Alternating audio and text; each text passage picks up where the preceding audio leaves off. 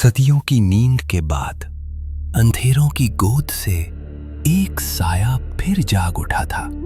ये वही साया था जो कभी यमन पर कहर बनकर छाया था, जिसका नाम सुनकर शहजादे नीज़े गिरा देते और साधु दुआएं भूल जाते। यमन। मैं वापस आ गया हूं और इस बार सिर्फ इंतकाम नहीं, ताबेदारी चाहिए, हर रूह से, हर दिल से।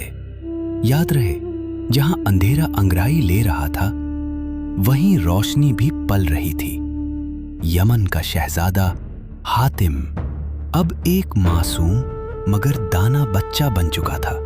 रोज वो महल के दरवाजे पर आता, मुसाफिरों को पानी पिलाता, बुजुर्गों से सवाल करता और नेकी की बातें सुनता।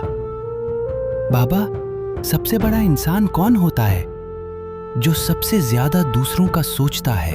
बेटा, वही सबसे बड़ा होता है। मगर अंधेरा सिर्फ पहाड़ों में नहीं था। ज़क्काम ने अपना पहला वार एक छोटे से गांव पर किया। वहां लोग दुआओं से इलाज करते थे, उम्मीद के चिराग जलते थे। जो रोशनी का नाम लेगा उसका जिक्र मिटा दूंगा। कारी, उस गांव का सबसे नेक बुजुर्ग, ज़क्काम के वार का पहला निशाना बन गया। इधर महल में भी हवा बदलने लगी थी।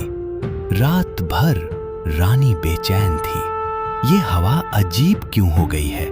मुझे लगता है कुछ आने वाला है, कुछ भयानक। अगले दिन कारी का आखिरी पैगाम महल तक पहुंचा। ये लड़की जिसे कारी पाल रहा था, उसका नाम यास्मीन है। वक्त आने पर ये हक का साथ देगी। इसे हातिम के पास रखा जाए। यास्मीन अब हातिम के साथ रहने लगी, मगर किसी को नहीं मालूम था कि उनका रिश्ता सिर्फ दोस्ती का नहीं, तकदीर का भी है। एक तरफ ज़क्काम था, जुल्म की अलामत, और दूसरी तरफ हातिम, रोशनी की नई करन। लेकिन अभी जंग शुरू नहीं हुई थी, सिर्फ साए हरकत में आए थे।